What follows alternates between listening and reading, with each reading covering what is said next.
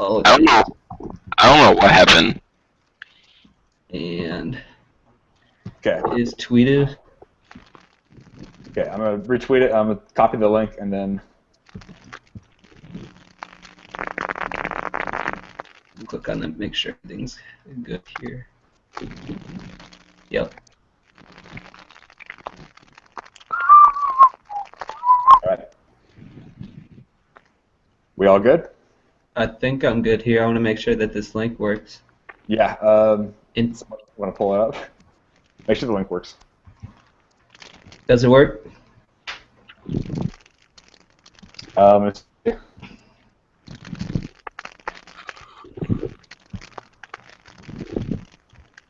Yeah, that should work. Perfect. Yep, it's working. There we go. All right. Hey. All right, there we go. I'm only 45 minutes late. 45 minutes late. All right. That's not too bad. Not too bad. Not too bad. Let's. All right. We all good? Yeah, let's get into this. All right. Well, for those of you joining us, thank you.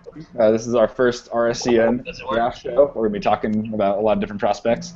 Tonight we have Nick Schwalbach and I. We will be kind of hosting the show from here on out. And joining us is Christian Dudgood. You can follow me at Lord Draftnik, RDRAFTNIK. I need some followers, so He's a good follow. Take my word for it. All right. Yeah, I mean he's all right. I mean he's no Chandler Miller. I have no good hot takes, so. What can you do? What can you do? Well, sir, plenty of hot takes for us tonight. Oh yeah. All right. Just blazing fire. Blazing fire. All right, so we wanted to talk about the class overall as we begin. One of our first notes was that there's kind of a lack of elite talent, and I was trying to kind of formulate a little big board today, going through my positional rankings and trying to place guys on the top of my big board. I was struggling at who to kind of put at the top because I was thinking certain players aren't worthy of, maybe a top 5 consideration, but I couldn't find anybody to fill there. A lot of people are big fans of Leonard Williams. I am not entirely sold on him yet. Just some inconsistencies watching his tape. He flashes, he has free potential, but he's one of the last guys off the line most snaps. I just want to see him play with more aggression and improve his technique. He was injured for most of last year, which was a concern, but he's moved past that at least. But well, yeah, I mean, you and I were in the same boat. Like we had talked. I mean, early in the summer, like, man, this guy's not number 1 potential. I mean, like he's not. He's always hurt. That's the only thing that really bothers me about him. He is always hurt, and everyone's like, oh, it's every time it seems like it's just, he's only playing at 80%. Well, I mean, eventually, health becomes a skill, and that's something Absolutely. that I'm not going to spend a number 1 pick on a guy if he can't. I mean, even in college, if he can't show that he can play. Mm-hmm. Absolutely. Hey, so I have doubts there, but take on him. Oh, did we lose Christian? Yeah. What's your take on? What are your thoughts on Leonard Williams? Yeah. Pretty much what Chandler said. Like, he has all the potential in the world, but it's too much inconsistency. Stuff like pad level and get off and stuff like that. He needs to get fixed. I know he was hurt last year, so that's pretty much a wasted year, sorta. But he needs to be more consistent with his game, pad leverage and stuff like that. I mean, to his credit, he played very well while injured, but he just needs to improve while he's healthy. He has to prove that he can do it while he's healthy, and he needs to stay healthy. Well, and that's the thing. Is like with the Raiders at this point looking like they're going to get number 1 pick. Sorry, Chandler. Used to it. Yeah. I mean, it seems like he would be like the best fit for that the number 1 spot. Mm-hmm. Now, I mean, obviously they probably want to try and trade out. You would think because someone's going to want Mariota there. Absolutely. Hey, hit up the Eagles, see what they want to do. Yeah, well, there's kind of been a discussion, and it really shouldn't be a discussion, but some people have weighed our options of taking Leonard Williams or trading down. And Leonard Williams, he might be worth the first overall pick this year. I haven't seen most of it because it hasn't been released yet. But it's so much. Just how do I say this?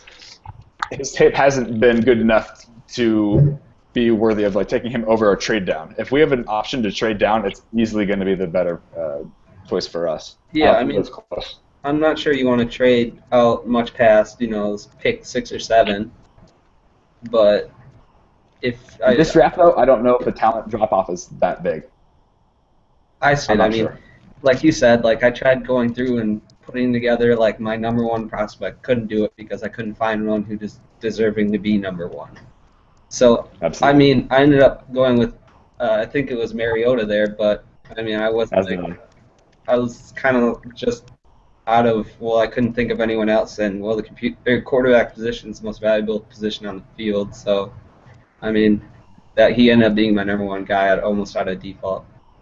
Yeah, I think Mariota's going to end up being my number 1 guy, and he was great last year. He's been great this year. Not a whole lot of concerns, and just a little while ago we saw some anonymous scout try to take a shot at him for not being an alpha male, which is pretty ridiculous. He's getting the Teddy Bridgewater treatment, and I guess we'll see how that works out. But right. I think he's going to be my number 1 overall guy as well. But there's still plenty of time left. Right. Let's see. What other things like? I guess like one of the things we talked about is kind of like the quarterback position as a whole being rather weak this year. I mean, Mariota, he's like, obviously certain top 10 pick in my opinion at this point. But beyond that, I don't see anyone who I would take in the first round. I mean, I guess I'm one of the few people who I refuse to draft Jameis Winston. Yeah. I just don't know how you tell your fan base, this is the guy we want to be the face of our franchise. I don't know how you do that. The skill set, that is a scary pick. That is a scary pick. If my team needs a quarterback in the first round, I am praying that if we do end up taking Jameis Winston, that it works out, because that's a scary pick. See, I can't have any confidence in that pick going forward. Go ahead, Christian. Yeah. You there, Christian? Yeah. We're talking about Winston and Mariota? Yeah.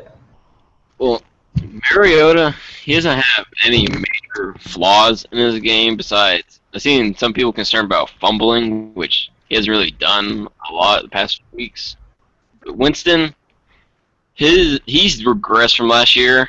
I think it's kind of obvious, and his off-field stuff is sort of like, it's not major, like he's getting arrested and stuff, but all like the small, stupid stuff he's doing, yelling verbal slurs and stuff like that, it's just stupid. Like you can't get away with that in the NFL and say, "Oh, look, this guy is the face of our franchise," blah blah blah. Like it's not gonna pass in the NFL. It's been interesting to see how the media has treated Jameis Winston in comparison to Johnny Manziel, and I guess we'll continue to see how it goes, because I think Winston's problems off the field are certainly more serious than Johnny Manziel's. But we'll see how it is going forward, and we'll see the kind of attention that he gets. Well, right. I mean, we were talking about Winston and stuff, like Christian really nailed it. I mean, he's really regressed this year. I really think so, particularly in like the mental aspect of the positioning. Like, he just doesn't seem to be able to make the best decisions this year. I mean, it's like whether it's on the field or off the field. I mean, it just seems like he's never really, it's just maybe that the off the field stuff is taking its toll on him. I don't know specifically, but like, it's just for me, like, it's weird. Like I say, I wouldn't draft him because of the off the field stuff. Only because of the quarterback position, it's different, I think, than any other position. I mean, any other position I wouldn't be overly concerned, but that's one where I just can't. I mean, specifically that position, I just can't do it. Absolutely.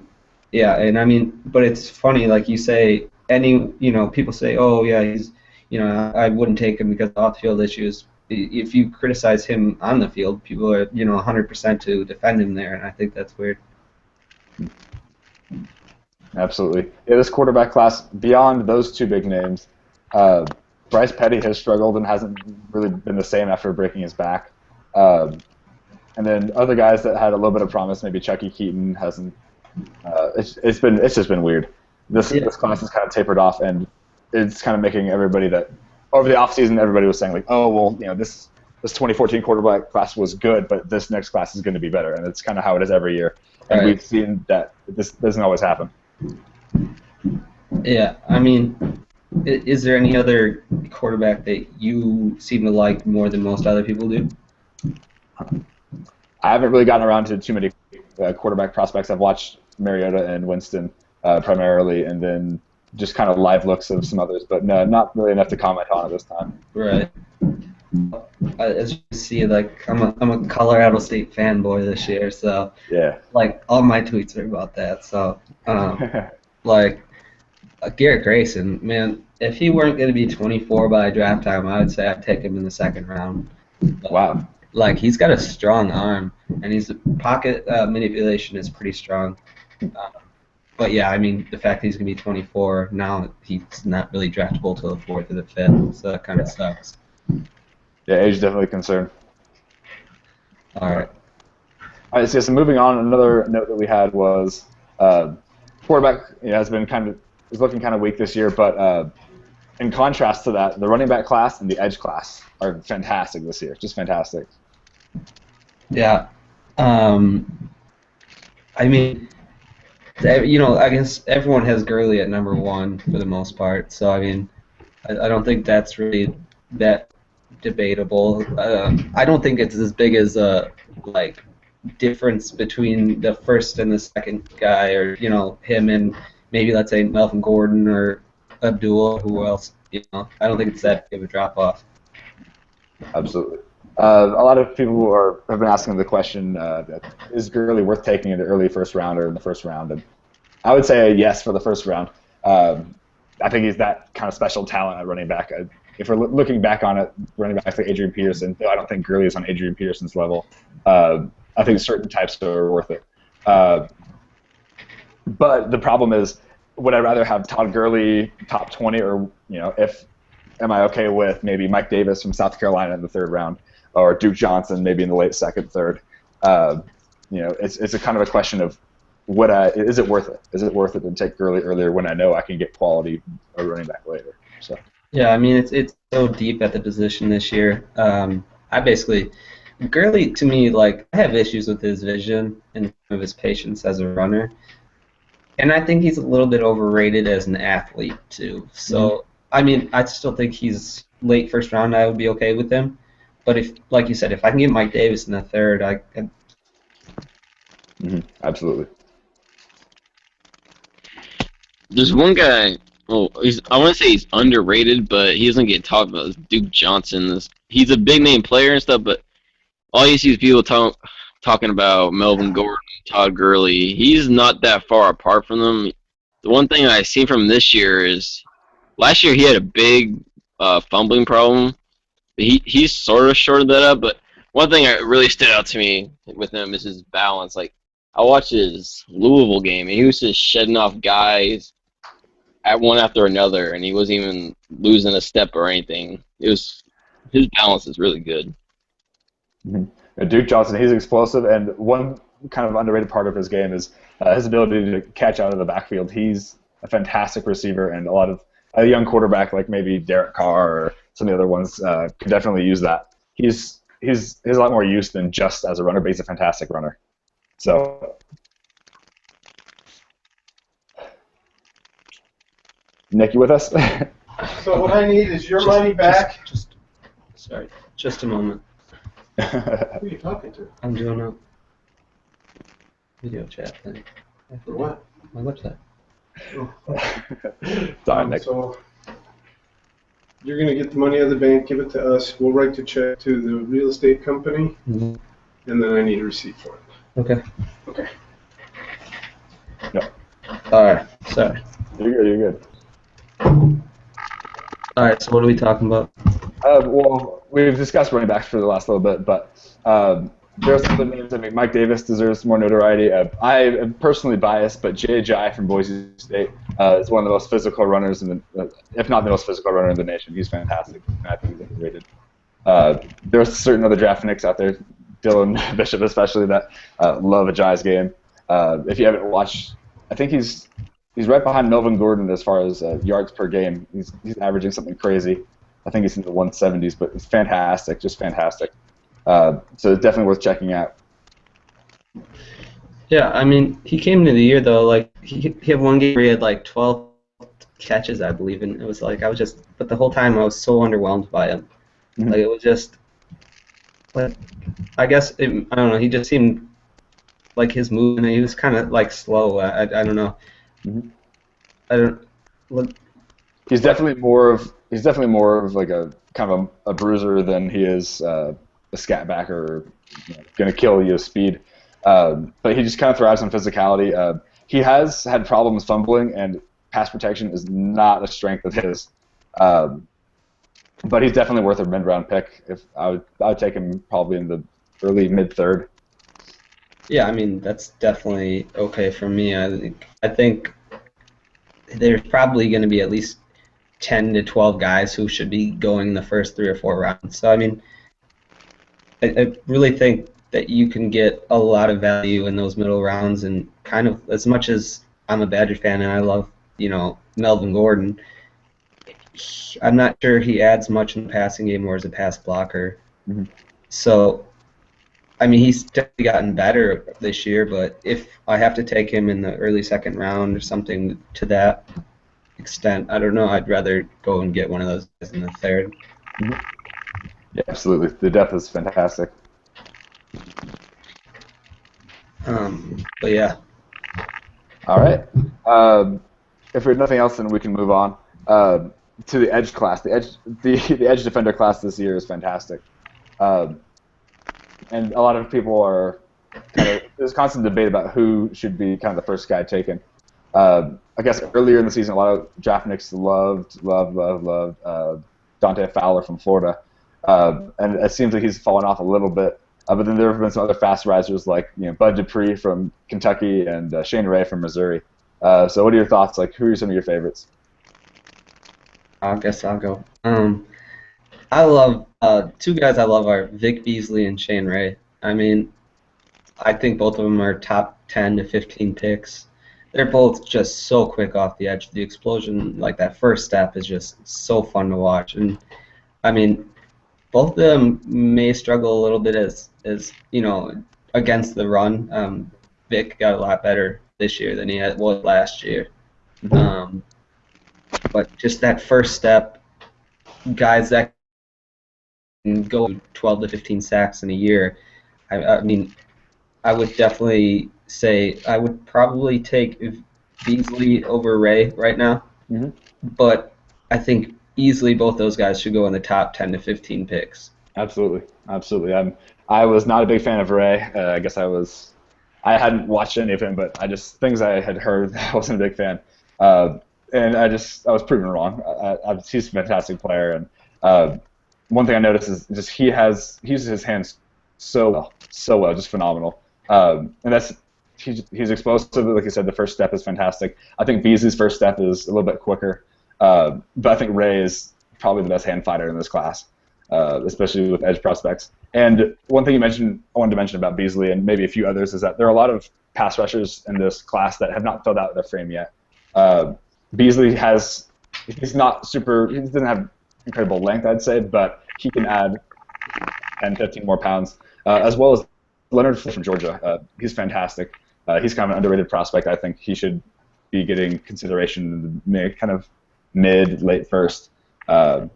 He has room to fill out, and he can add some weight and still stay pretty quick. He wins with speed, and so I think he's pretty underrated as well.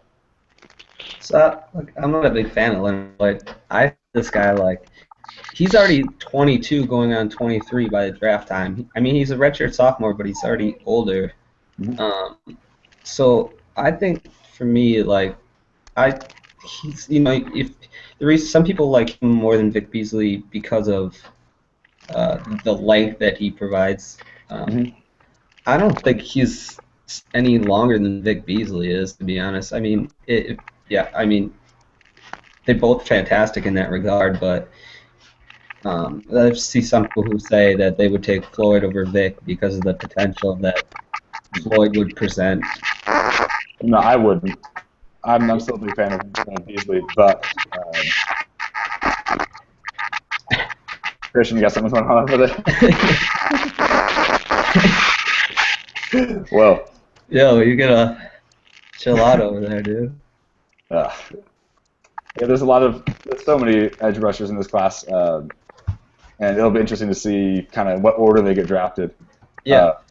Are there any like other guys that you like? I mean, you mentioned like Fowler and Bud. Yeah, Dupree. I haven't been able to watch much of Bud, but a lot of things that I've heard and have been fantastic about him. A lot of people are raving about him right now. He's definitely one of the fast risers in this class.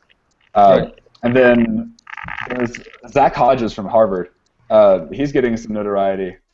He is ridiculously quick. He can bend around the edge.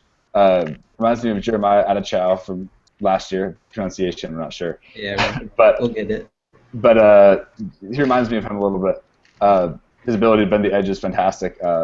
Obviously, the competition he's facing right now is not fantastic in the Ivy League at Harvard, but he's intriguing. He's intriguing.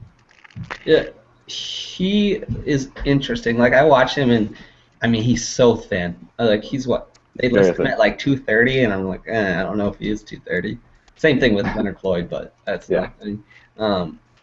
With Hodges, like I see him, and I almost want to just make him like a will linebacker and let him play downhill from there. Because like now he's extremely weak at defending the run. I mean he doesn't set the edge very well or at all.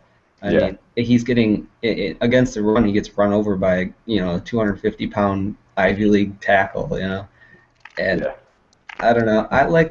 He's definitely a guy like mid-round guy for me that I just because he's so quick off the edge. I mean, even if you just make him into like a pass rusher, specialized just for that. There's value in that. Yeah, absolutely. I mean, there's value in that. Absolutely. Another one like Dupree we were talking about before.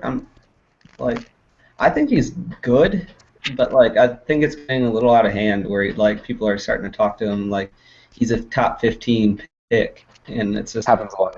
Yeah. This guy's he's a super ridiculous athlete and everything, but he doesn't use his hands at all. He hasn't shown. I remember watching him last year and had two real issues with him. Was he was so always the last person off the ball, every single time, and he never used his hands, and he still doesn't use his hands at all this year. I mean, he's a ridiculous athlete, and he's got a good size for the position. He's 6'4", 260, somewhere in that range. Absolutely. Yeah, I mean, so the size and everything is there, but he doesn't use his hands. So I can't really see myself taking him in the first, because I mean, if he's not going to use his hands and he's not going to have any technique when it comes to playing at the next level, it's going to take him a while to develop that hand usage. If you're a team that's picking really late, if you're San Francisco or Seattle, maybe you can afford to make that pick. But yeah, I absolutely, I see what you're saying, and once he learns to use his hands, it's going to be rough on a lot of offensive tackles. But Dupree is certainly intriguing. Well, I mean, San Francisco got Aaron Lynch the God, so that they look like they're set. He played every single one of their snaps last week. I've heard a lot of good about it. But yeah, draft Twitter's favorites. Maybe sometimes we are right. We do it right. Yeah. Well, we'll be wrong more than we can count. So. Absolutely. All right. We before we started this, we kind of came up with a list of prospects that we especially wanted to talk about. And so, Nick, you mentioned Eric Kendricks. Oh, Eric Kendricks. He's my favorite player in the entire draft. Oh my gosh, I watched his Virginia tape. Yeah, man. And I fell in love. Kendricks is a fantastic football player. He was so good in coverage, which surprised me. There's not a lot of linebackers today that excel in coverage. Yeah, I don't think I've ever seen a linebacker have better, a better game in coverage ever before. Absolutely, that was special. and not only that, I mean, he like it's funny as people were talking about like Denzel Perryman or someone like that too, and who he sucks, but that's okay. No, but like Kendricks is like, because Perryman basically is just a run stuffer, and I mean he's not even that good at it. That's like something he doesn't shed at all, and I mean, but Kendricks is a very good run blocker, and then he just excels so much in coverage. Like he's a guy I can see myself spending a first round pick on. I think I'm praying he falls in the early second for Raiders, but he'd be a fantastic fit in the middle. But no, he definitely has a rare game, and his brother Michael Kendricks. A lot of people have said that Eric is even better. I believe that. Absolutely. He seems like he's a pretty athlete too. I mean, he's a little bit smaller, but he's listed at 6 foot. Yeah, like he's 6 foot, like 230. So I mean, that's a little small for the inside, but it is. I don't really care, to be honest. That's kind of been an ongoing debate about so many prospects, even at different positions, about size and are they big enough to play there. But Kendricks plays so much bigger than he is. He plays so much bigger. The way he sheds and the way he feels. He's strong at the point of attack, and that's pretty rare for a 6 foot, 230-pound linebacker. Right. So absolutely, I'm in love with Kendrick's game. You also mentioned Marcus Peters. Peters is intriguing because he has the best cover skills in this class at corner, I think. Yeah, go ahead. But he was just dismissed from the University of Washington's team by his coaches. So that is going to be interesting going forward. Did you read into that at all or not? I just kind of heard basically what was spread around, but I didn't read the specific article. I don't know. Like I was reading what I think it was Matt Miller had to say. He said something along the lines that like from day one that Peterson didn't like him. It was basically like the last time he got into trouble, like he, like Peters over celebrated and got a penalty for it. And then, he got to sit down for the rest of the game because it cost the team a penalty. It's like, I don't know. And, it just seemed like it was something that was never meant to be there with. Yeah, that's why I'm not too overly concerned with it right now. If more character issues pop up, then it's probably going to cost him. But as of right now, just not getting along with kind of the change in regime at Washington, it's not a huge concern to me if he doesn't get along with his coach. And being uncoachable and not being willing to listen to coaches is kind of a separate matter, in my opinion. But as of right now, it's not a huge concern for me. Right, and it's almost like he's kind of similar to like Des Bryant in that regard, that he's just so passionate and loves the game so much that he kind of just is a little out of control at times. And it's not that he just like that this kid is just. It's weird that I can say kid because I know I'm older than him, but like it's weird that this guy like it's not that he's just an idiot kid who is just gonna he's not like he's like DGB like the real Green Beckham, not like he's just an idiot like but it's just this kid who shows a lot of emotion and his coach new coach doesn't like that. So and it's weird it's like one of those if maybe Sarkisian wouldn't have had an issue with it at all last year. But now new coach, so he wants to be alpha male. Maybe should teach Mr. Mariota something about that. But I don't know. I don't have any issues with it, and I mean, Peters is quite the talent himself. I mean, he's so physical. His skill set is just so rare that even if it is a slight concern, I'm willing to look past it and draft him high. Right. It's the quarterback. It's not like it's a quarterback or something like that. Absolutely. Yeah, absolutely. Peters is a rare talent, and I fell in love with him last year after watching his Stanford and Oregon State games. He shut down Brandon Cooks and did a very nice job on Ty Montgomery. There was basically one play where Montgomery got the best of him, and it was on a perfect pass from Hogan. But Peters shut them both down essentially, and that kind of showed how of a rare talent he is. And then another corner that I really like, P.J. Williams. Williams from Florida State, I was watching his film, and one thing that impressed me kind of the most is I love his mentality. He loves coming up, making a big hit. He sheds and just loves to come up versus the run.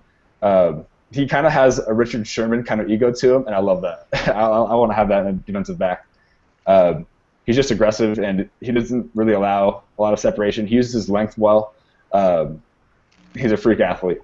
I'm in love with P.J. Williams and his game. So both him and Peter's going to be very high on my big board.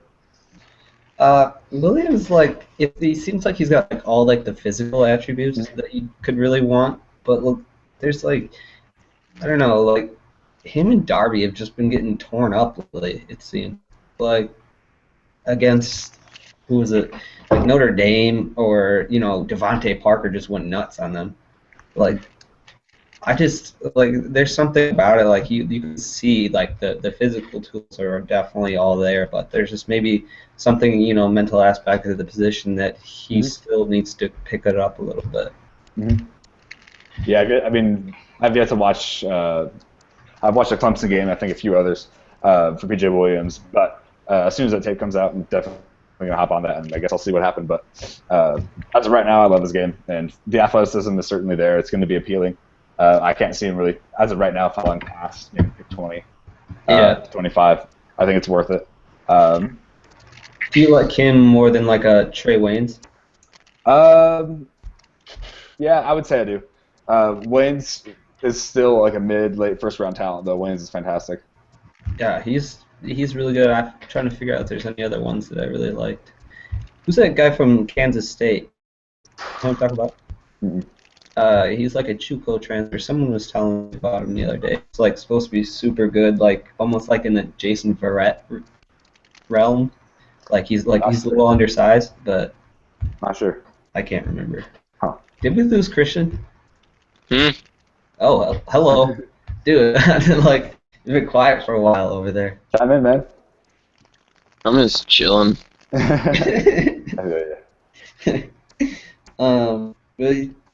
are your takes on P.J. Williams? I like him a lot. He was my number 2 corner in the preseason, but I need to watch him when he comes up. Chandler said, I love his aggressiveness. He would just hit you in the face and do it over and over and over. You just can't get enough of it. He's an aggressive tackler, which also haunts him a little bit. He misses tackles a little bit too much, and he's a very good press corner.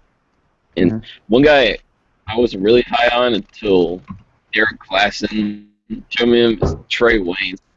His Oregon game was really, really good. He's shut down everything his way.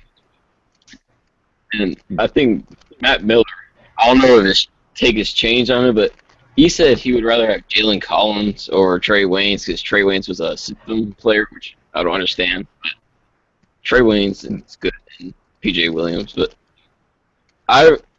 Marcus Peters really caught my eye with his, I think it was his last year game against Stanford. Absolutely. He balled out that game. Nothing was going to his side. Who was running, passing, or anything. It's really good corner class when you think about it. I mean, there's a couple guys, like you said, the Kansas State corner and the Wake Forest corner. I think it's Kevin Johnson. I need to watch him. It could be a really pretty good corner class overall if you think about it. Alex Carter from Stanford could be one guy that keeps popping up. And there's a lot of other guys that can kind of rise fast, as we've seen with certain prospects, especially the edge prospects like Bud Dupree. They might get more notoriety as the season goes on. What are your guys' takes on Ifo? What the hell is his name? Ifo? Yeah. He seems to have fallen off a little bit this year. I think so. I like him, but I like him as a safety.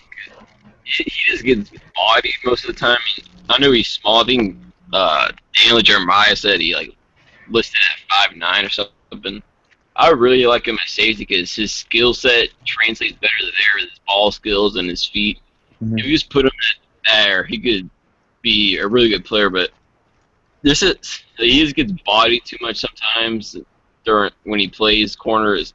I really like him either as safety or nickel at the next level, especially safety. Yeah.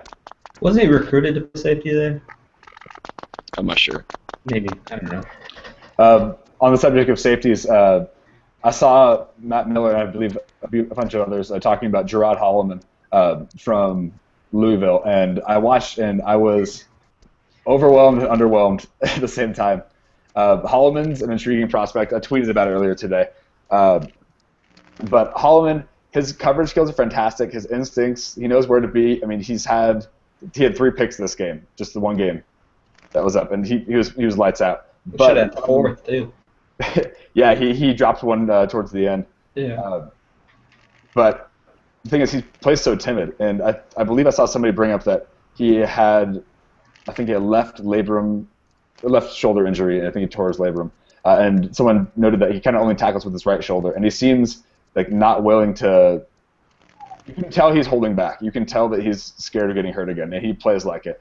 And it's affecting his play, and he's not very aggressive coming up. And so I'm not sure that I want a safety in the backfield that's not willing to come up and make a play or play with aggression. That's what I want. Yeah, I watched that game too, and like his instincts are like second to none. Like it's so special. Like in that regard, like I see that guy. I want that guy top 5 or top 10. Mm-hmm. Like he's like Ed Reed in that sense. Mm-hmm. But like you said, I was talking about this yesterday. Like it's like he's never learned how to wrap up before. Absolutely. Like he legitimately just sticks his shoulder in there, and whatever happens, happens. And I don't know. I feel I want him to stay another year just so he can maybe improve that, or maybe so he gets more confidence in that shoulder. But like I just don't know what to do with him right now. No idea. Like it's. I mean, this safety class is kind of. I mean, better than last year's, I guess, because I mean, beyond the top 3 last year, the class sucked. But I guess him like. Would you still take Landon Collins over him? Oh, absolutely, I would. Yeah. Okay. Yeah. Okay. Now, if Holloman had Collins' aggression and was willing to play as physical as Collins typically does, then it's a whole different picture. I'd be taking Holloman top 10. But just right now, I think he's scared. He's playing timid, and you can't have that in the backfield. But I mean, he's listed at a decent size. I think he's like 6. He has size, yeah. Yeah, he's like 6'1", 208 or something like that. So I mean, it's not like he's a small dude by any stretch. But I mean, that he got run over 3 or 4 times by that Boston College running back who didn't seem to be anything special. Mm-hmm. Yeah, no, absolutely. Yeah, it's frustrating because if he played with aggression, he'd be a top 10, 15 pick. If he knew how to tackle and if he had a lot of aspects of Landon Collins' game, he'd be. You want to put those two together. Put them together, and we have the ultimate safety. Right, or you could put like Kelvin Pryor last year and with Holloman. Polar opposites, just polar opposites. Yeah. So, I mean, we'll keep an eye on Holloman. If somehow he just kind of snaps out of it and says, all right, no more of this, then if he plays lights out, then he could definitely be a top 10, 15 pick. But until then... Also, what's kind of interesting is, like, we were talking about this earlier, I think it was, like, how Louisville protects him so much. Like, he plays so much single high. Like, and as much as I love him in that, you can't just do that at this level. You got to be willing to come up and, right.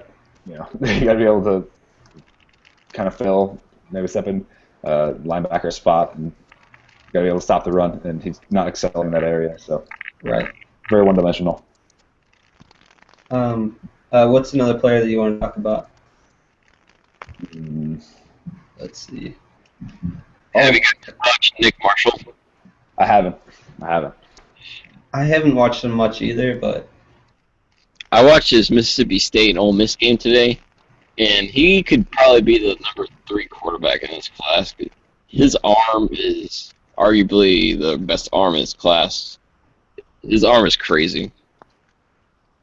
Well, is he accurate too or not? Well, that's the one thing. Like, I think it was his Mississippi State game. He threw like 3 passes in a row over a guy's head, but there's people right in his face. So I don't know. It seems like there's guys in his face. He's overthrow. But I remember one throw in the Ole Miss game. He threw it from his 30-yard line to the opposite 5-yard line with two guys right in his face, the same coach. So I don't know what it was about, but I remember he threw like 3 passes and sailed right over the receiver, flew out of bounds. So Yeah, I think Derek likes him a lot too. I think he's tweeted about that a bunch. Is how much a lot of people forget about him in this QB class. I mean, I guess I'm not the best at in regards to like scouting quarterbacks. Kind of I'll do my best, but I guess I have to watch him more to see to see. This is like some part of me thinks I don't know, like with that Auburn offense and everything. I just kind of just need to see more before I can really comment on that. And one thing I also noticed, he doesn't like to check it down to his running back. I don't know if that's just the Cam Artist Payne can't catch or what, but he only threw it to his running back like twice in 2 games. I don't know why, but that's something that caught my eye. A player that I want to talk about, like I've been talking about him for a long time, and it seems like people are starting to catch up a little bit. Ty Sambrailo. I'm the Colorado State fanboy over here. Like he's so good. He's probably my second best tackle right now. Like last year, like he was good, but he struggled a little bit with functional strength, and he's definitely taken care of that this year. Like he's pretty long. He's a really good athlete, and once he gets his hands on you, it's over. Like you're not going to be able to disengage. It's legitimately over with him. And I mean, even in space, he can get out and make a block in the screen game or something like that. His feet are really good, and I mean, I really think other than Collins, there's no other tackle better than him right now, other than maybe Jack Conklin from Michigan State, but he's a redshirt sophomore, so I haven't really watched a lot of him. Mm-hmm. I just opened up to my followers and asked them if there's any prospects they'd like us to discuss. And Ronnie Hawkins, you brought up Lyle Collins, and so I was going to ask you about that. Lyle Collins, I didn't really focus on him early on because I was kind of focused on guys like Andrews Pete, Brandon Scherf, and then Pete's kind of fallen off. Scherf is now being viewed as a guard, which makes sense because Scherf would be a fantastic guard. His functional strength is just out of this world. But Lyle Collins, I watched his matchup against Dante Fowler, and I don't know if Fowler won a single snap. It was bad. He bodied Fowler. It was over. It was nasty. I knew it coming in. Fowler struggles a lot with guys who are strong and long. Like he just struggles like against Cam Robinson, the freshman tackle of Alabama. He struggled with him, and he's big and long. He just struggles with him. I seen it coming, but I didn't know it was gonna be that bad. Yeah, I mean, well, like when coming into the year, I had Lyle Collins as a guard because his feet were so slow. But it seems that like he's really improved that, and I mean, so he's able to. He still struggles a little bit with speed, but like it looks like his footwork's gotten a little better. Good enough. He's able to keep with speed and get his hands on a guy. And kind of similar to Sambrailo in that regard. Like once he gets a hands on you, it's pretty much over. I mean, it's just one thing I've noticed still that he struggles with a little bit is balance. It seems he overcompensates at times so that he can catch up to the speed guys. But I mean, other than that, I mean, would definitely be my number one tackle right now. Mm-hmm.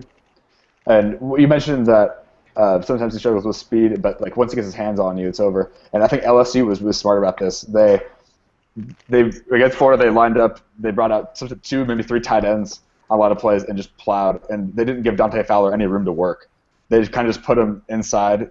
They made him line up right across from Lyle Collins and just let Collins kick his butt and just body him all day long. So it was smart by LSU, but Collins is definitely intriguing, and he's definitely rising in this tackle class that's kind of fallen apart. What do you guys take on Cedric Oh, Boogie? Is that his? Cedric Ogbuehi. Yeah, he sucks. Ooh, I am not a big fan. I wasn't last year, and I've never. Yeah, me After neither, watching his man. last year, if you go to Draft Breakdown, I believe they have it. They watch his game versus D Ford, and you'll know. Just it was ridiculous. Well, it's hands are so bad. Like it's like he has zero hand use whatsoever. I mean, he's such a special athlete. Like you look at him, and you want the guy to be a top 5 pick. And I feel like that's what everyone else like kind of did heading into this year. Like especially some of them like of the bigger national media guys still have him as like a top 15 pick. Mm-hmm. And I look at the guy and he's like, I mean, he looks a little bit better. They moved him more to the right side now, but it seems like maybe he's a little bit more comfortable over there. Maybe. But at the same time, like he gets any guy with his functional strength is really poor. He doesn't use his hands properly. I mean, with him, I wouldn't touch him till maybe the 3rd or 4th round. Mm-hmm. And coming into the year with everyone saying he was a top 10 pick, it's definitely interesting. I mean, I tweeted about this earlier today. Like, I have a feeling that like by the end of this year, we're going to start talking about Texas A&M tackles like we do USC receivers. Mm-hmm. In a sense that that they all look so good in college, but then they come into the league severely overrated. Mm-hmm. Yeah, absolutely. We'll see. Never a big fan of him, but I guess we'll see how the season plays out. And if he's more comfortable at right tackle, if it does make a difference. It didn't look like it helped him much for Steve Ford last year. it really did not help him. Definitely, if you haven't seen that from Ogbuehi, you should definitely check that out before you make a decision on whether you like him or not. But you definitely check it out. I'm trying to think of other prospects. What do we have here?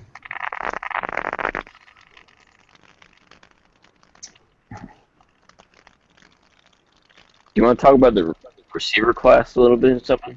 This receiver class, I'm not of the belief that's going to rival last year's, but it's darn good in its own right. It's darn good. Are you an Amari Cooper believer like some are? In the terms of being like the definite number 1 receiver. It's been interesting. There's a lot of he hasn't had to prove himself in certain areas of his game. I haven't seen him be very strong at the catch point, and a lot of that's because he separates so well that he's not contested most of the time. I'm a believer in Amari Cooper. I'm not sure I'm spending a top 5, top 10 pick on him, but definitely he's my number 1 receiver. Kevin White has definitely risen since the beginning of the season, and White belongs in the top 15, 20 as well. And then there's a handful of other guys. I think the kind of value in this class is going to be found at the end of the 1st through kind of the end of the 2nd round. Yeah, you get like the Devontae Parkers. Devin Funchess. You have a lot going on there. He's definitely one of those guys that people either really like him or don't like him at all. Mm-hmm. Because, I mean, he has, I don't know who has worse hands, him or, Calvin Benjamin. But, like, his feet and his route running are really good and really advanced for this kind of area. Absolutely. I mean, I like it. I can't remember who tweets about this. Like, they always show like him and Amari Cooper's like hip flexibility side to side, and it's it's almost the exact same thing. Like the way he like drops his hips in routes, like into his breaks and everything. Like he's so good in that area. I mean, I almost wonder like if his hands kind of suffer at Michigan because like he is so disinterested and so kind of fed up with everything that's going on there that he just he just kind of gets disinterested and lack of concentration and he drops it because of that. Mm-hmm. That was kind of my one complaint about him last year. He's obviously got the athleticism going for him. He's going to be intriguing because his potential is through the roof. And some teams either going to totally get a steal out of him or going to be really burned by that pick. Funchess, the hands are concerning to me. Last year I saw a lot of drops From what I saw this year, they haven't improved that much. So I'm not sure I'm willing to take him in the first round, but he definitely should be a consideration in the second. Yeah, I mean, hell, I wouldn't go over the middle and catch a ball if Devin Gardner was throwing me passes. Nope. Another guy I like a lot, I mean, in the correct sense of, where he could go, James Hardy, receiver out of East Carolina. Like, he's a little bit smaller. He's probably like 5'11", like 185, 190-ish. But, like, he's one of those guys, he's so smooth, and his route running is so advanced that he could come in day one in the NFL and start in the slot. Mm-hmm. I mean, when the Raiders go ahead and sign Randall Cobb from the Packers, absolutely. I hope we go ahead and draft James Hardy in the third round and just kind of replace him quickly like that. I mean, he's not really like he's not going to be like, you can't pigeonhole him just to the slot.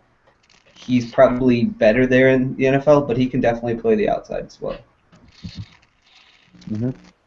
Yeah, I watched some preliminary stuff on him, and I was decently impressed. I'm excited to watch a little bit more of him as time goes on, but we will see. We will see. He was impressive, though, and just kind of the preliminary tape that I watched. Yeah. Trying to think if there's any other receivers. Jalen Strong has kind of been a riser. I mean, I don't know that he's changed all that much from last year, but maybe he was just underrated last year. Still has the size going for him. He makes contested catches. He's strong at the point of attack. He had a ridiculous touchdown catch this last week. Just the body control and the adjustment there. That kind of catch radius is rare and definitely going to help out some quarterback. Hopefully Derek Carr, but we'll see. He's one of those guys, like another one of those, you either really like him or you don't really like him that much because he doesn't separate. Mm-hmm. It doesn't bother me at all, really, because he doesn't really have to separate if he can win at the catch and have that kind of body control. But a lot of people are concerned that because he shows us a lack of separation in college, that it'll even be worse in the NFL. Yeah. I'm willing to look past small separation issues if they're willing to, if they're able to make contested catches and if they're strong at the point of attack, because it matters a little bit less if they can. I'm willing to look past it. I still think that he's going to be worth maybe a late first. I like this game, especially his last-second game-winning touchdown catch against USC. Man, USC needs to learn how to defend a Hail Mary. That Pac-12 has been crazy with that this year, but they just miss Josh Shaw so much. Oh man, crazy stories. Oh god. Any other receivers worth note? Devontae Parker has been good after coming back from an injury. He had a great game versus NC State, and then he apparently exploded versus Florida State. I'm excited to watch that tape. Hopefully, it comes out soon. Ate what the heck's his name? PJ Williams. Like, it was bad. Really? Yeah. Really? All right. Yeah, that's why, like, I'm kind of cooling on PJ, but I mean, Devontae's, like, he's super good. I think he's a top 20 pick probably. Absolutely. Another one here's like Dorial Green Beckham. What to do with DGB? Right? What to do? He's going to be one of those guys. He's going to be off at the team. And like, I was never the biggest fan of him as a player, even. Like, you could see, like, he's a big dude, and like, he runs, but he's one of those guys. He's kind of like, he's kind of a, he only runs north and south. Like, he can't really get like horizontal at all. It seems. He doesn't really show much of a route runner. I mean, I guess you really haven't been able to tell recently because he's suspended and whatnot. But I kind of disagree there. I think that he's an underrated route runner. And plenty of times I saw him make some fantastic cuts, especially with the ball in his hands, across the middle of the field and getting upfield. He has good vision in the open field. And that's kind of the only game that he really had like a big game in his college career was that game against Kentucky. And that Had a good game Kentucky against team Auburn was. as well. Oh, did he? Auburn, yeah, absolutely. Check it out. Okay. I was say because the game against Kentucky, like, it was like that's a bad Kentucky team. Mm-hmm. So, like, I mean, I know I shouldn't really hold that against him, but if it's kind of one of the only games where he's done that, but I mean, I'll definitely look at him more in that sense. Mm-hmm. Another guy who fell off a lot this year, and I'm not sure if that was because of like quarterback play, because their quarterback play has been terrible at Houston. But Deontay Greenberry, he was like one of my favorite players coming into the year. Like mine too. It was like this guy, like in the slot and outside, like he was the closest thing to like an AJ Green. Mm-hmm. Like AJ Green, I mean, he wasn't AJ Green because AJ Green was a complete prospect, 100%, you know. But he's the closest thing to AJ Green that we've had since AJ Green. Mm-hmm. Like with his tape last year. Ugh. And now it was impressive last year, absolutely. It's been awful. I'm a BYU student, people didn't know. And I got to watch Greenberry live and kind of rip my heart out. He scored 2 fantastic touchdowns. And I just kind of knew it was coming. Nothing we could do about it. Our defensive backs were trash. But Greenberry, he was fantastic, but it seems like he's kind of fallen off a little bit. He definitely hasn't gotten the discussion that he did early last year. So I guess we'll see. I mean, his quarterbacks definitely aren't doing him any favors. Mm-hmm. I don't know who that. I can't remember. He was halfway decent last year as a freshman, but he's been awful this year. Mm-hmm. And then I think what the prospect I think I missed the most is Kason Williams from Washington. Last year he was Des Bryant light to me. He was fantastic last year, and then he comes into this year. He's kind of been struggling with injuries, and then Brent Pease, who was over at Florida, he's now the wide receiver coach at Washington, and Kason Williams has essentially disappeared. I don't know what to make about that, but I'm still kind of holding out hope that he'll get a chance to prove himself this season. Yeah, I mean, coming into the year, there were so many like people at draft Twitter who were Kason, Team Kason. Oh yeah. And I thought he was good, but I was like, this guy. I mean, he's good, but he's not like anything. Like, I didn't think he was like that special. Mm-hmm. I mean, I had Devontae Parker over him coming into the year. But it's so weird now that he legitimately he has like 5 catches all year. Oh yeah, no, he's disappeared. Yeah. I mean, last year he proved, especially that he was good in the sidelines. His body control was fantastic, good concentration, strong hands, decent route running. I mean, everything you can pretty much ask for in a wideout. But he's kind of disappeared, and I think most of us don't know what to make of it. I guess we'll see. Yeah, I think one guy that Jeff will get mad if we don't talk about him is Rashad Green. Mm-hmm. He's interesting. Like, his route running is phenomenal. So like it's better than any player in the country. Mm-hmm. And then like it seems like that and his instincts are so good, but then I don't know like how high his ceiling is at the next. He seems like a safe pick to me. I think he plays bigger than he is because he's pretty darn thin. But I think it's kind of a safe pick, not a ton of upside. There's a lot of kind of upside receivers in this class, and especially Funchess and Jalen Strong and kind of those kind of boomer bust. But I think Green's kind of a safer pick. Where would you take him? Right now, I'd take Green in the second. I think it merits that. I mean, last year a lot of people fell in love with Jared Abbrederis for his route running. I think Green's is superior to that, and I think kind of Green has better hands. But yeah, I like Green. I'm a big fan. Yeah, I mean, I definitely like him too. I mean, I like him better than like a Ty Montgomery or something like that. Absolutely. I'm not a big fan of him. Neither am I. But Rashad Green seems like he'd be like perfect number 2 receiver, almost. Mm-hmm. And I mean, I think he'd be like just pretty dominant as a slot, but I think he could play outside. Like I thought, like a comparison, I almost had like I kind of vowed to stop doing this, but I got more time. I think a good comparison in the NFL is Donald Driver. I can see that. Christian, you've been quiet for a while. What's up? Exactly. Um, so we've been talking about other receivers. Are there any other receivers that we talked about? Rashad Green.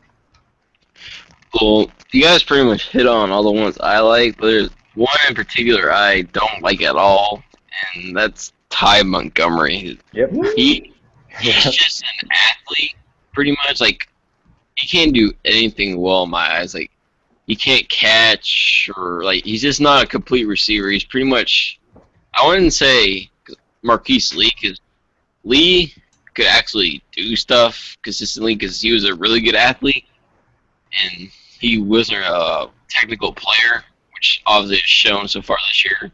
He barely played any snaps, but like, he just gets overhyped because he makes one of those big plays, and you see on Sports Center, and he just gets overhyped. He's on my top 15 receivers right now. I don't like him at all. He's kind of like Ted Ginn almost. Like, he's just he doesn't really do anything that would make you think he should be, drafted in the first 2 rounds probably. Absolutely not. No. But if he can like kind of just be that receiver who just runs straight 15 times a game and then returns kicks and punts, he's going to be a fantastic kick returner. Yeah.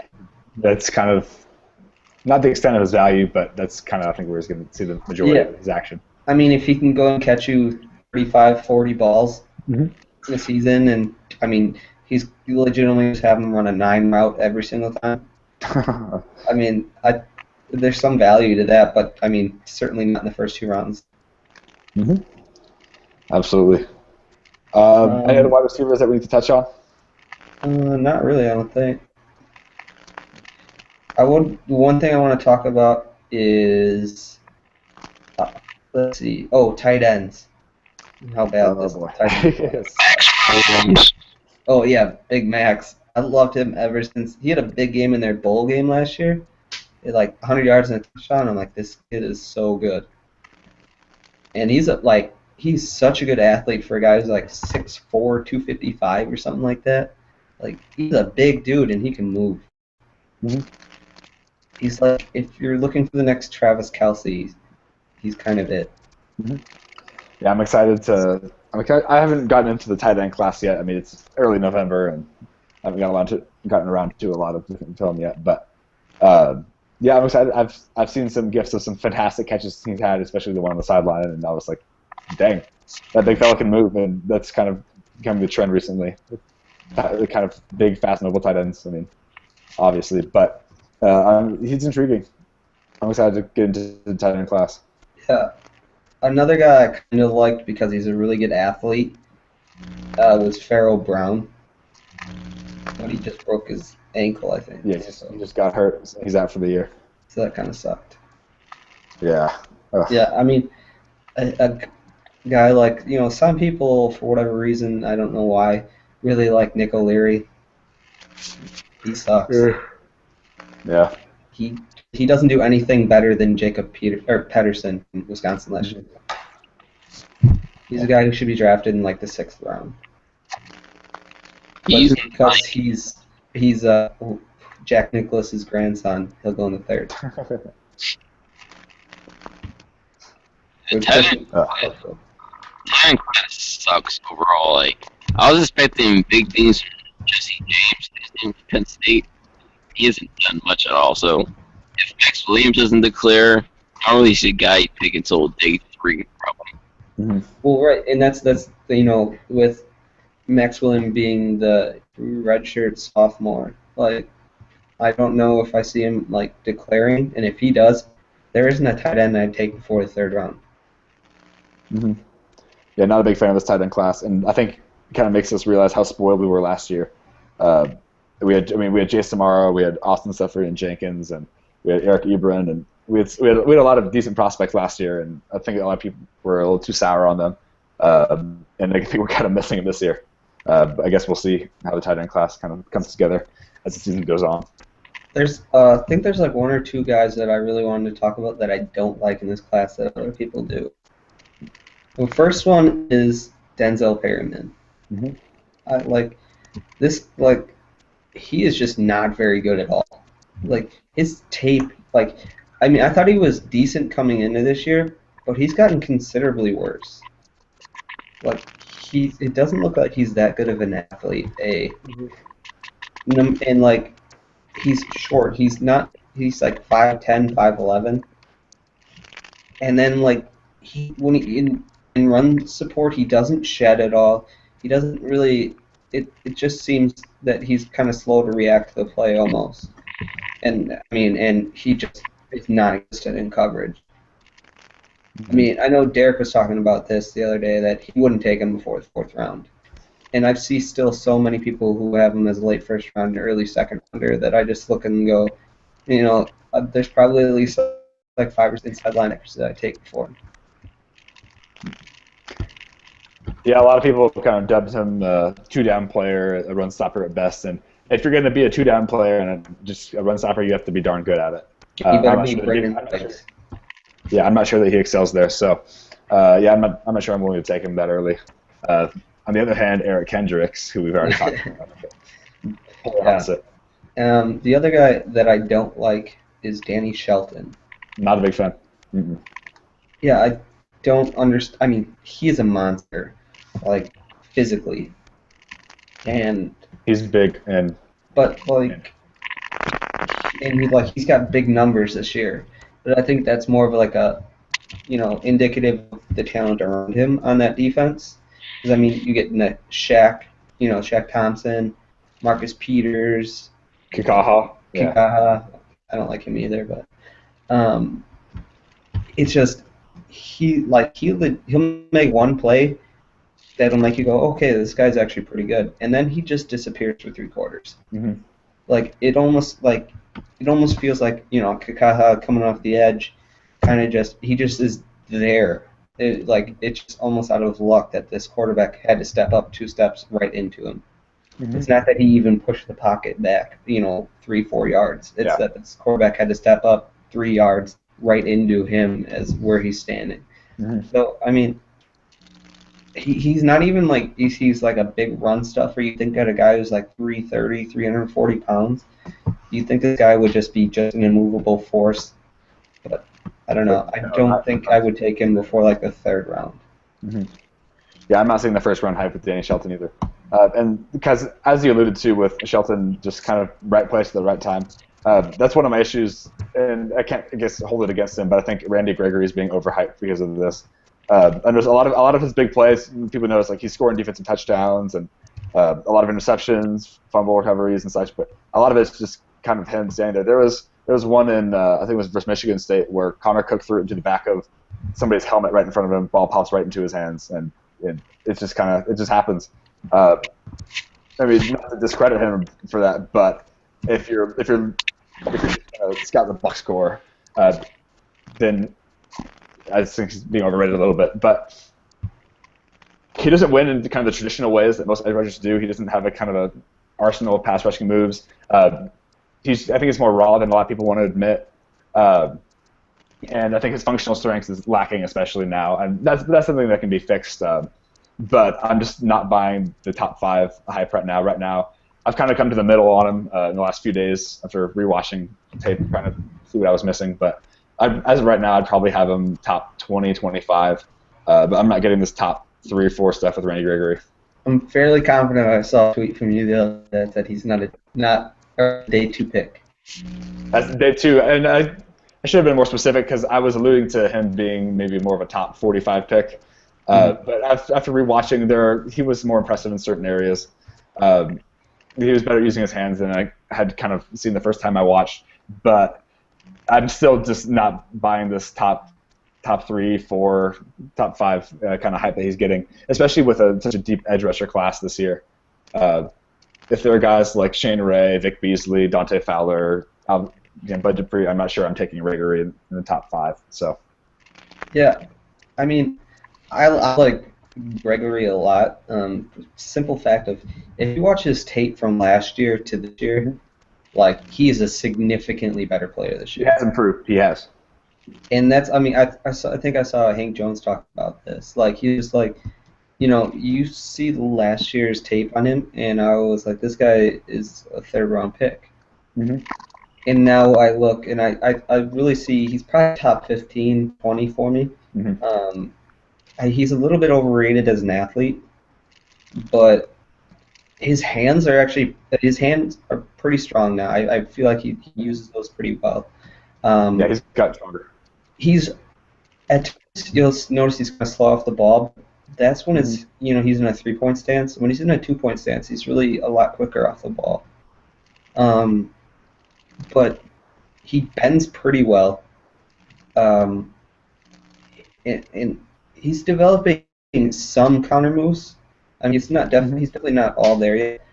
But from what I see from one year to the next,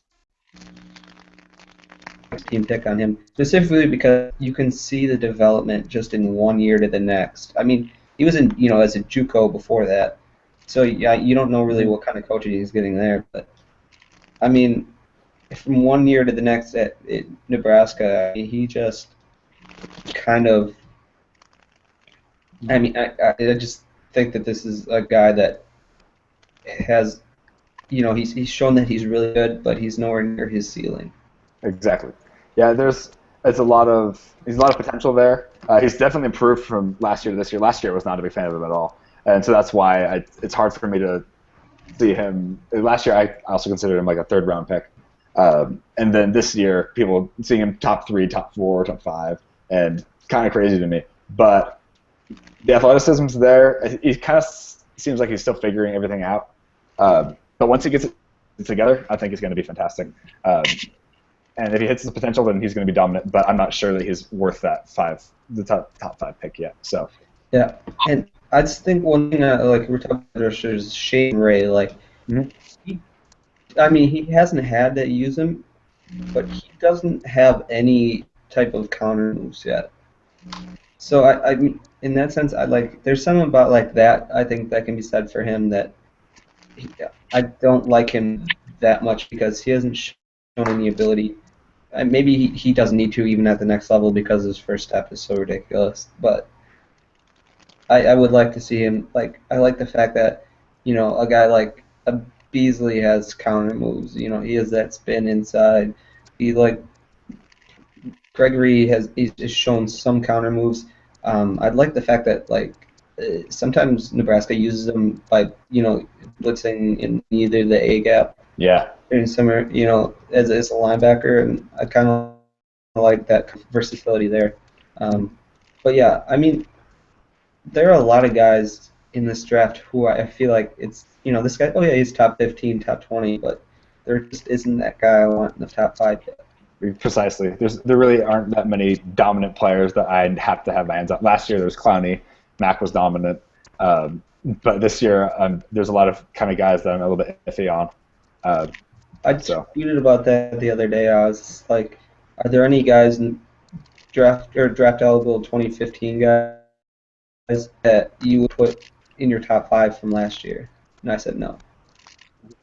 Yeah, I wouldn't. Yeah, I'd like outside of because top 5 of like Bridgewater, Clowney, Greg Robinson, Sammy, and Mac. Somewhere in those definitely none of these people would. Nope. And I think number 1 would either be Mariota or Leonard Williams for me, but they would either be like 6 or 7 in last year's class. Yeah, Mariota would be top 10 in last year's class, but this class is certainly weaker than last year's. I think we were kind of in for a treat last year. Right. But yeah. One guy that Christian wants to talk about, Shalik Calhoun. Oh man. Oh man. I hate this guy's prospect. He is so terrible. Like, the only thing he does sort of good is anchor versus the run. Like, you don't see him over, just plow over in the run game, but he has absolutely zero pass rush moves. Like, nope.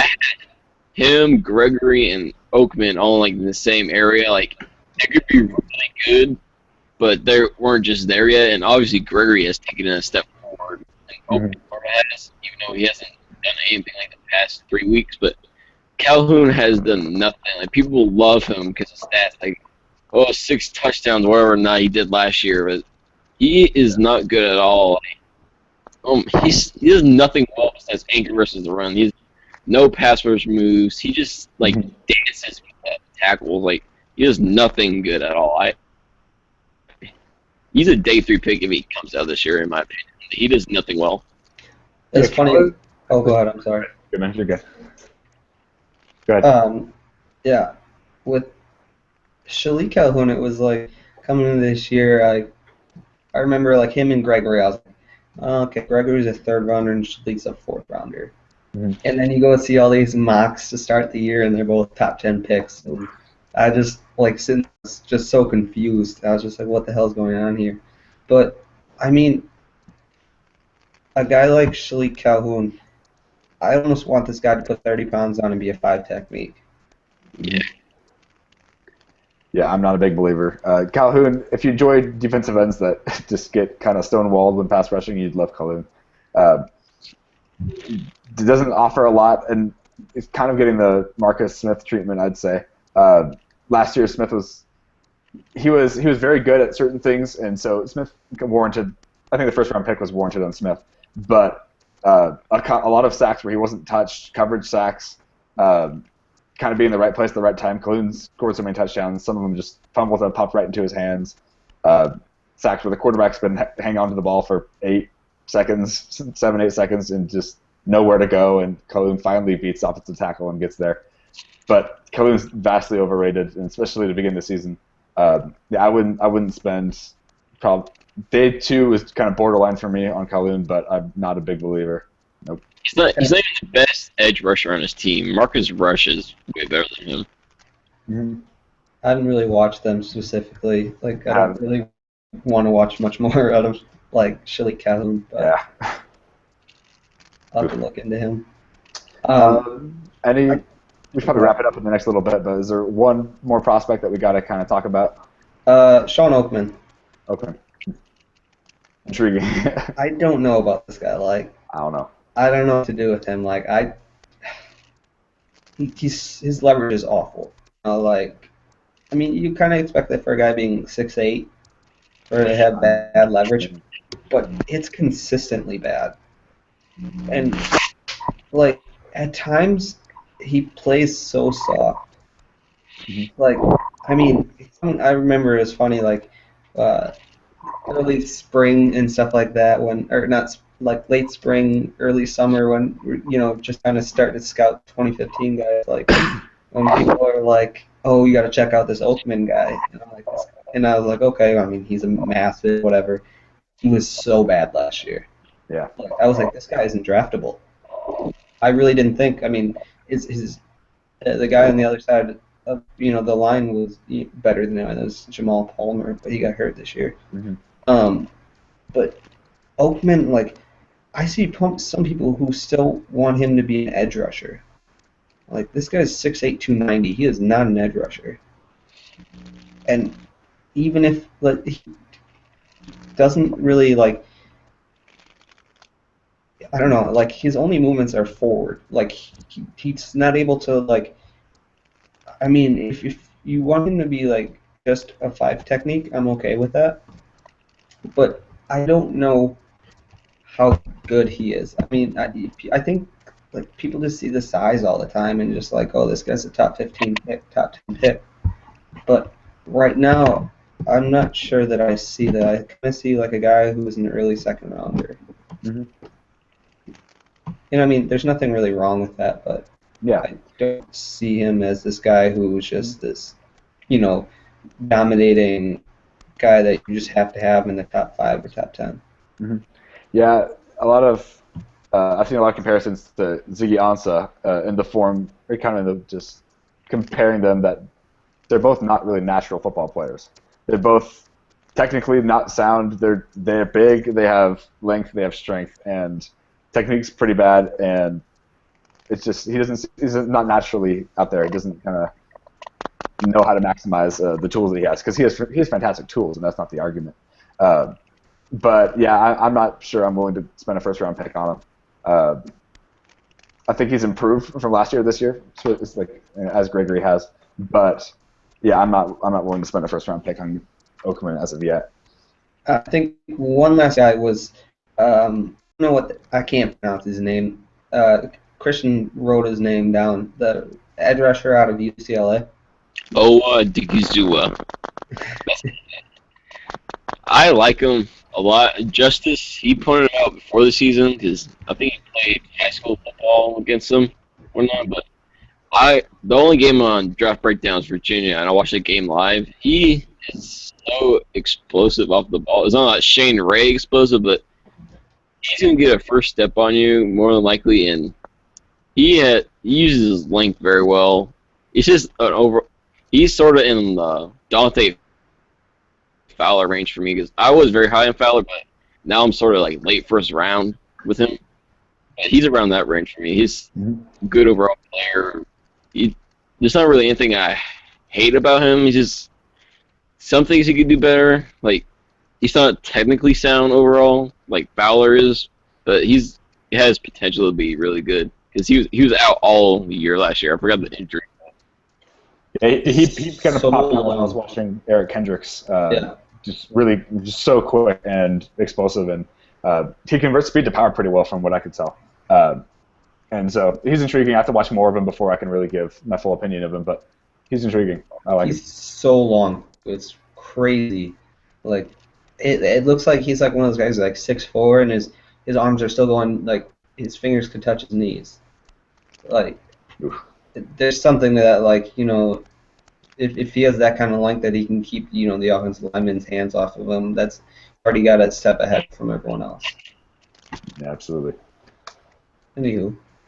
Anyways, great show tonight, guys. Thanks for joining us. I'm sure that we'll continue on and have more shows. Hopefully make it kind of a weekly thing, but schedules permitting. Guess we'll see. Thanks for joining us. I'm Chandler Miller, writing for RSEN. And you can find me at CM_draft. Take it away, Nick. Yo, I'm Nick Schwabach. You can find me at RSEN, also at my website, RSEBreakdown.com. And you can get at me on Twitter at @LookingForStrange. You can follow me at Lord Draftnik. I have pretty bad hot takes, and if you want some pretty good high quality GIFs, you can come to my page, follow me, stuff like that. So follow me at Lord Draftnik, LORDDRAFTNIK. Is that how you spell Yeah. it? Well, thanks for joining us, guys, and hope to see you guys soon. All right, bye.